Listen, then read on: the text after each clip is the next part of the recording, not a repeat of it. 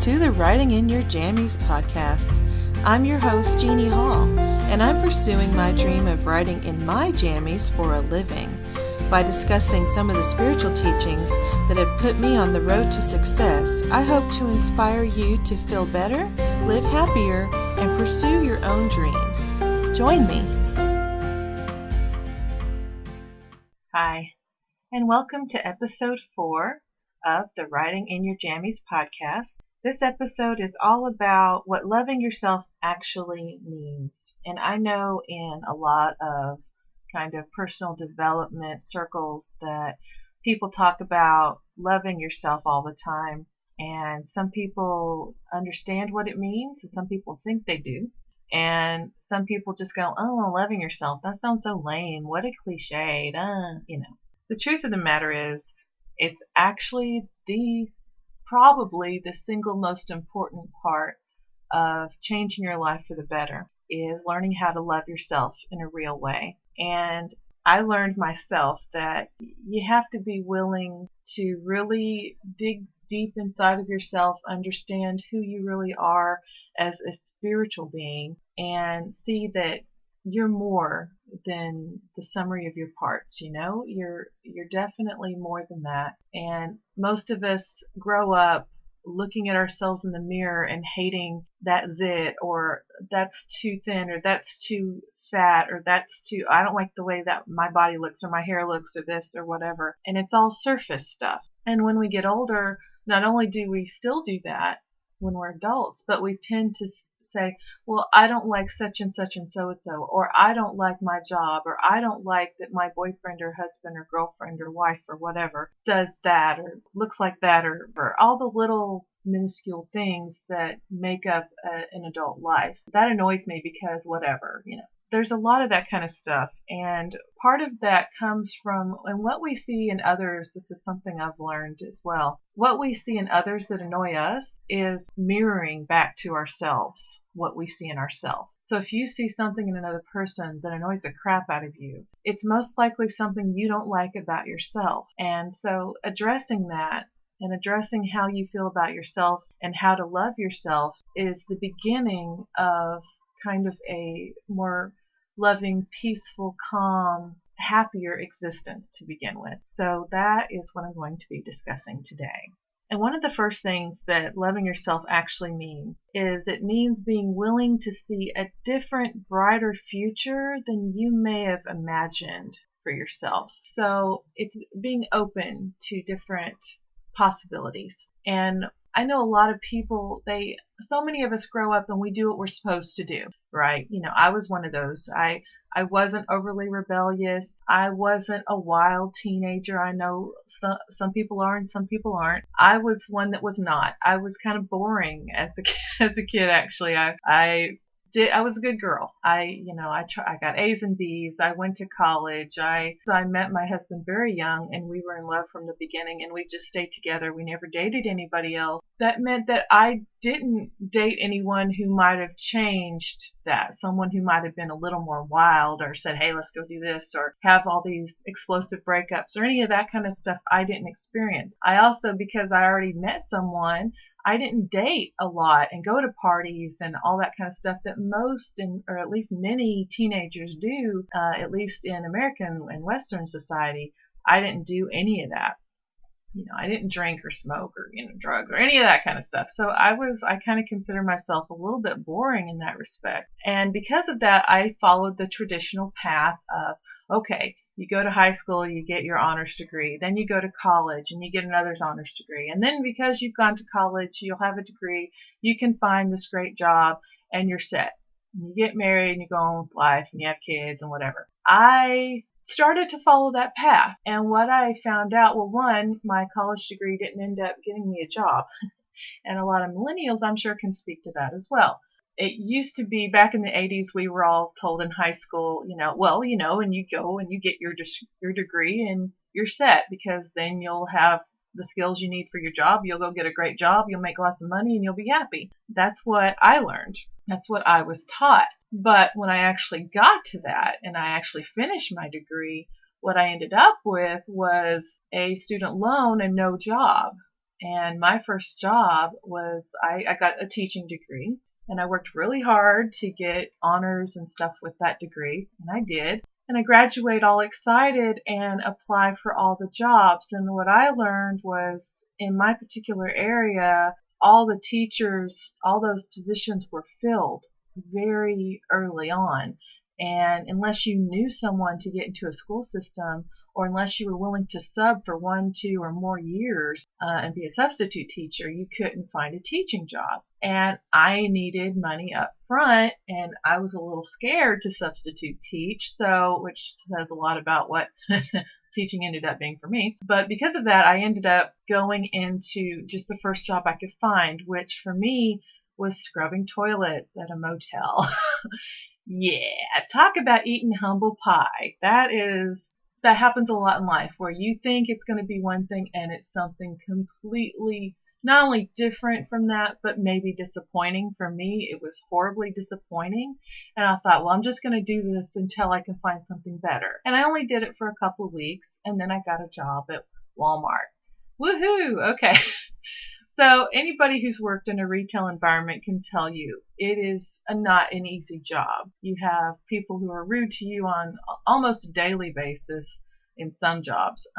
And that was definitely, an experience that I can say that I've had, where most of the people, not most people, but the people who are nasty are very memorable. So let's put it that way. But because I've been, going along in that life, and I stayed in retail and did different jobs in retail for a while, and then I became an insurance agent, and then we moved a few states away, and I finally did get to use my teaching degree. But I had all these expectations of what my life was going to be. And right from the get-go, in my early 20s, I found out that wasn't true. That just because I thought this as a teenager and I made this plan, that plans can go completely awry and things can change. And so what I've learned about that now in my 40s is, looking back, is that I have to be a little more open-minded and realize that everything I did then and have done to this point in my life was for a reason. I didn't know what the reason was.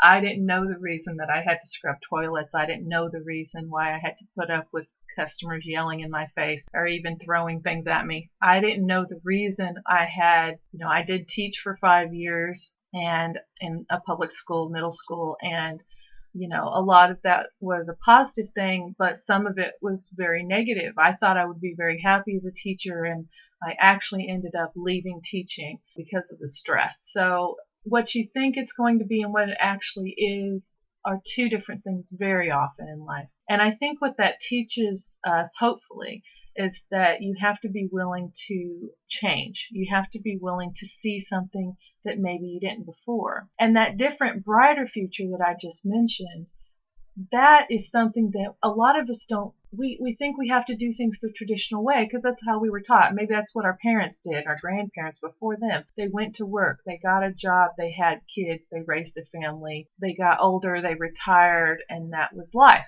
I thought that too. I really did. I thought I'd have kids. I never did. I thought I'd do a lot of things that I didn't do. But one thing I did discover while I was still an insurance agent and while I was teaching was the love of writing. And I was 33 years old before I ever tried to write any kind of fiction or any kind of anything really that wasn't a term paper in college. So, and I discovered how much I loved it. I just fell completely in love with a whole nother craft and a whole nother thing that I'd never considered before. I really hadn't. I hadn't considered anything like that in my life before. So my point is to find something that you love, something that you completely lose track of time doing. Hours can pass. A whole day can pass. And when you're doing this one thing, you have so much joy that you'll look up hours later and realize you didn't eat lunch. You didn't, stop to get a drink. You didn't do anything but this because it was so enjoyable. So be willing to look at that for yourself and see what you can find. And be willing to let that future into your life. Be willing to go in that direction. You don't have to follow a traditional path if you don't want to. Not saying anything's wrong with that, but if you find that you're unhappy in that path, Part of loving yourself is being willing to change to that happier, brighter future and make a different decision.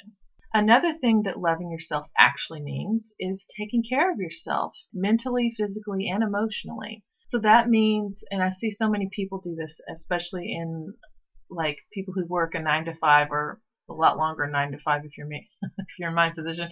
A lot of us work a lot more than that in a job. Take care of yourself mentally and physically, and a lot of that is being willing to give yourself a break.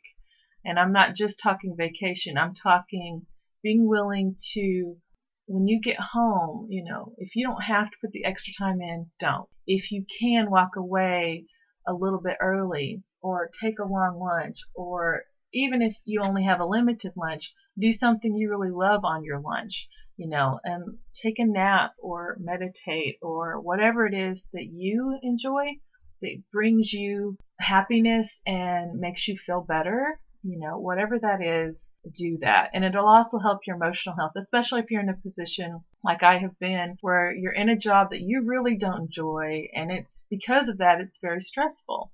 And maybe the job itself is stressful too. So if you're in that position and it starts to drag on you, it starts to drain you in every way. So the more you can take care of yourself, even if it's after the day is over, you come home and take a long hot bath, or you do something exactly what you want to do, whether that's playing video games or going out or having time with friends or talking on the phone to someone you love, or whatever makes you happy, then do it, because and know that you can. I know so many people, they go to work, they work their butt off all day long, they're stressed all day long, and when they come home, they're still stressed and they have a hard time winding down, and they can't even get to sleep because they're still thinking about the job and this happened, that happened, that kind of stuff. And whatever you can do to get away from that and get out of the mindset of whatever it is that's stressing you out, that's really important in loving yourself. Another thing that loving yourself actually means is it means not putting up with anything that makes you feel bad. If someone is making you feel bad, then maybe that person doesn't need to be around you anymore. It basically means standing up for yourself and knowing your own worth, and even walking away from a situation if necessary. And yes, I realize that can be very difficult. And I know it's easy to say and not easy to do, but sometimes it's necessary to do. I mean, we all know people who are in maybe a relationship that they shouldn't be in, maybe, as far as their own well-being. Maybe it's not physically abusive, but maybe it's abusive in other ways. Maybe someone puts them down all the time or whatever. No one can put you down unless you let them put you down. So if you need to walk away to get away from that person or that situation, or at least talk to them and tell them how you feel, it's like, I really don't appreciate you talking to me that way. Whatever. Stand up for yourself and know your own worth. And either they'll change and things will get better, or they won't, and you'll have to make a decision on whether or not it's worth it to stay or to walk away. And I realize that's very difficult, but in the end, as difficult as that may be, it may need to be done, whether it's a relationship, whether it's a job, whether it's some other situation that you're involved with. Maybe it's someone you have to interact with. Maybe it's not really like a romantic or a friendship type relationship, but maybe it's a work relationship. Maybe you have a situation where you work with clients and you get to choose those clients. Maybe it's time to let a client go if they're just causing you nothing but stress. That's not the way it should be. That's not the way life really is set up to be. We think it is. We accept it because we think that's what I have to deal with. That's just life. I have to deal with this nonsense and this BS. But truly, the truth is, you get to choose. You get to stand up for yourself and know your own worth and walk away from situations that make you unhappy. Part of that comes along with having your own worth and walking away from something that's not good for you is trusting in that higher source, God or the universe or source or whatever you call it, to take care of you. Trust that you're going in the right direction.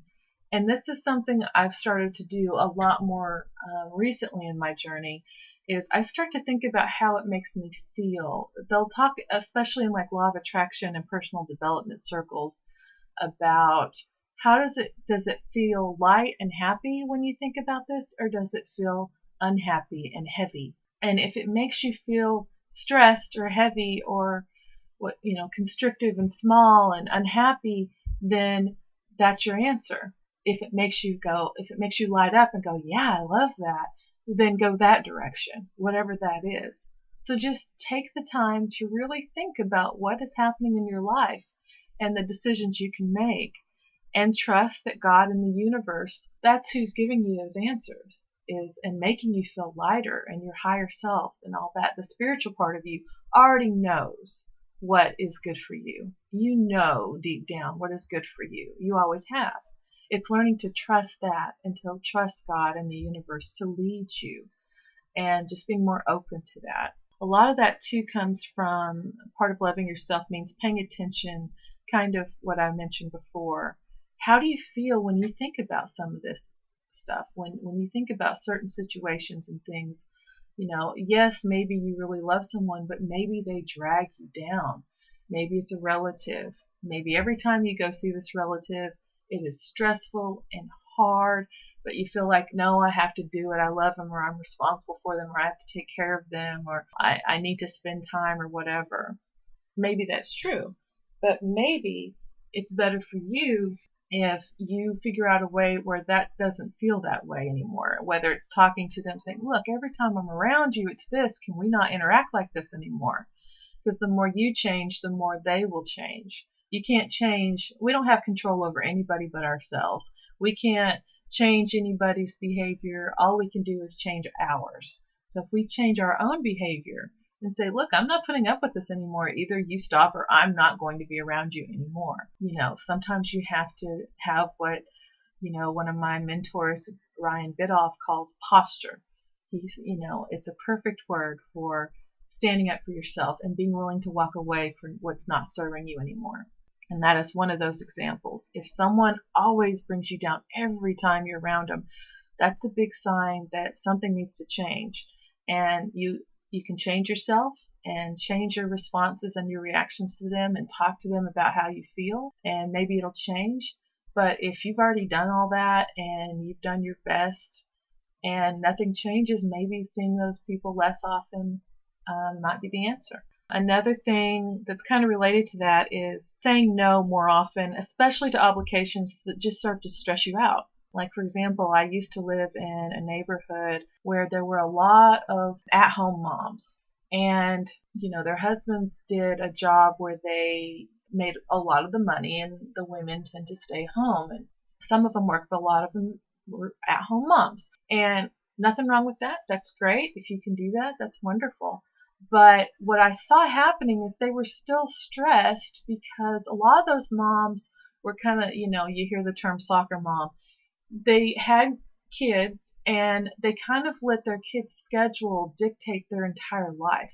So, well, I have to take so-and-so to this practice, and there's soccer practice, and there's karate class, and there's this, my daughter has art from this time to this time, and then they have this, and then I have to make cupcakes for that class, and then I have to do this and bring it to school, and then da da da da. I mean, their whole lives were, because the kids went to school, but after school it was completely full, and the weekends were completely full of chauffeuring their kids everywhere. And not to say there's anything wrong with that. The only time it would be a problem is if you find that you're not happy in that life. If you're the mom and you're taking your kids everywhere and doing all these things, and it's stressing you out, or maybe you're a team leader, or you're part of, or something that you're responsible for bringing. You have to bring the cupcakes, or you have to bring whatever it is. No, you bring fruits or vegetables, whatever it is that you're responsible for, and you're just finding it to be this horrible drag in your life, and the stress that you are constantly, oh, I got to make this and make that and turn around and do this and that and da, da, da, and I don't work, so I have to do that. No, you don't. You really don't. It is always your choice. And maybe people will get mad at you if you say no. But sometimes you have to say no for yourself. I saw some women that were completely frazzled. Completely frazzled and stressed out because they felt so responsible for doing all these things. And I'm not saying your kids can't be part of stuff, and that you can't be part of things and have a lot of activities going on. If that makes you happy, by all means, do it. But if it's not making you happy, but you feel obligated, Okay, what's the worst thing that's going to happen if you don't make cupcakes for your kids, a Boy Scout or Girl Scout troop or whatever the club is or whatever the team might be? What's the worst thing that could happen? Okay, so they don't have cupcakes that one time. Okay, switch with someone if you need to. Go to whoever is leading it and tell them, look, I'm not going to be able to do this. I have 50 other clubs I'm responsible for. I can't do this one too. Whatever it is, whether it's just cutting back, whether it's deciding at the end of the season you're not going to volunteer for that anymore, whatever it is that helps you de-stress is worthwhile, because the more you're stressed, the more unhappy you are, and the more that comes out of you and toward other people, because you can't help it. If you're miserably unhappy, you're usually going to take it out on someone, or you're going to be depressed, and you're not going to be the person that you want to be.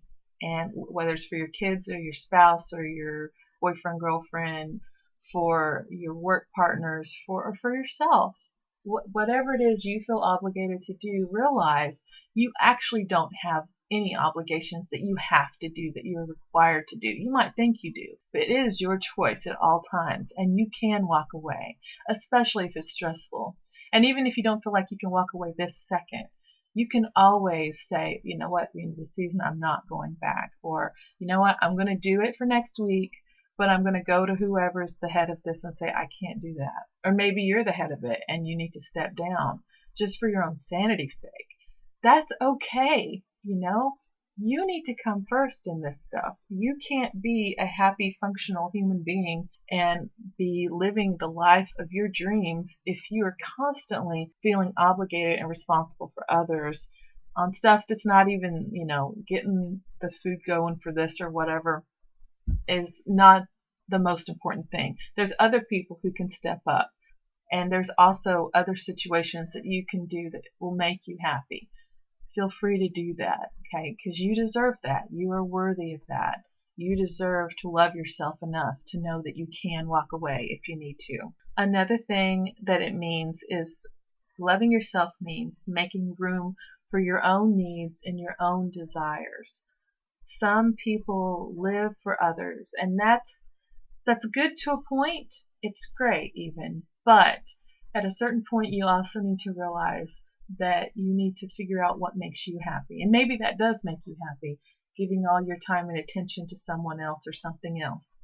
But probably not all your time. Usually you need time for yourself and to figure out what you need and what you enjoy, and to do that. And again, it's kind of like I've mentioned before, filling that well. The more you fill that well of what you need and to fill yourself up, the more you can give out. And we're creators by nature, but if your creative well is completely dry, you cannot create, and that will make you feel bad, because we're naturally creators. And when you find that you can't create, or you're blocked in some way, or you're just too exhausted to do it, suddenly you're not happy, and that's why. So make room, whatever needs to happen for you to make room to follow what you need and what you desire. You have needs just like everyone else, and it's not selfish for you to follow up on that and get what you need, not in any way. And also do what it takes to make your dreams start to come true for you. It may be planning or starting something new. It may be walking away from something. Whatever it is that you need to do to follow your dreams, even if it's something very small. It doesn't have to be this big radical, I'm going to quit my job and leave my husband and dad. No, I'm not talking about that. I'm talking, because that's not, honestly, even if you think maybe that's the answer, doing something that dramatic is usually going to leave you unhappy. So my recommendation is to start small and really, really think about it. And maybe something, big is necessary, but I think it's a little bit easier on you and on your mind and on your heart to take small steps. So maybe the small step is changing jobs. Maybe the small step is improving a relationship. Maybe that small step is stepping back or stepping down from something. Do that, start with something like that. Make a plan. And you'll notice as you make a plan for the change, suddenly you'll start to feel better just doing that. Another thing that loving yourself means is giving a damn, okay, about yourself, about your purpose, because you do have a purpose. And that purpose is whatever you say it is, to quote The Secret. That purpose is whatever you want it to be. But once you start living that, deciding what you want to do and going that direction, suddenly the world opens up and everything becomes brighter and happier and more enjoyable. So just know the part of loving yourself is pursuing the path that makes you feel better and makes your purpose worthwhile. Maybe it's a cause that you're passionate about. Maybe it's finding something new that you love to do. Like for me, it was writing. Maybe, and I'm really enjoying this whole podcasting thing, and this is brand new to me, but I'm so enjoying it. And I think about it a lot. Now I'm thinking of things to podcast about, and what can I do? And, all that kind of stuff. Anything that makes you happy is so worth your time. So whatever it is that you enjoy, that you find, maybe it's drawing, maybe it's just spending time in nature. It could be anything, something that you haven't tried before. Try some new stuff. See what happens. And maybe it's being passionate about defending a cause that needs defending. Whatever it is that makes you feel worthwhile and makes you feel good, it's totally worth doing. And also realize who you really are. You are a being that is spiritual in nature, and you are made of love and light, and you deserve all good things just by being in existence, just by nature. You deserve every good thing. So just know that. Sometimes that's hard for people to really understand, because some of us are taught, you're born with sin, or what, you're born a bad person. You're not. You're not a bad person. Okay? There is a lot that happens to us in life, and we make mistakes along the way. And some of them are really big mistakes, and some of them you might feel bad about. And it's really important to learn to forgive yourself for anything you think that you've done wrong, and forgive everyone else for everything else they may have done wrong that may have hurt you in some way, because holding on to that is also not love. Anything that's not love, we need to let go. So just realize being a being made of light and love means that that's what you want to bring more into your life. And forgiveness is part of that. And forgive yourself. And I'm not going to say that it's easy. I'm not going to say that it's not going to bring tears or anger or fear or any number of things. But let yourself experience that. Let it pass through you and come out the other side feeling much happier and much more peaceful and joyful. And ultimately, what loving yourself is all about, and it means being who you are and don't ever apologize for it. If you follow your dream and it makes you happy, and someone else comes along and goes, "That's stupid, what's wrong with you? Nah, nah, nah. You left this paying job to go pursue your dream, and now you're not making as much, but you're so happy. That's selfish," or whatever. They can shut up. They don't know what they're talking about, okay? They haven't found their own path, or they wouldn't be criticizing yours. So just let, yourself be who you really are, and don't apologize for it, and live the life that you want, okay? At the end of the day, that's really what you want, is to be happy, and the big part of that is learning how to love yourself. And I'm going to have a link in my show notes for some of the things I've mentioned today, and one of those things is helping yourself to feel better. I actually do have a little ebook that I've written on that. It's called How to Feel Better, No Illegal or Legal Substances Required. It is on Amazon, and I'll have the link to that in the show notes as well. It's only $2.99, so check that out. And thanks so much for listening. Have a wonderful day. I truly appreciate you taking time out of your day to listen to this podcast. You can learn more about the topics discussed on this show and any episode on my website, writinginyourjammies.com, and on my Amazon author page, keyword Jeannie Hall. Remember that you are worthy of all good things. You are pure love, light, and energy. Thanks again.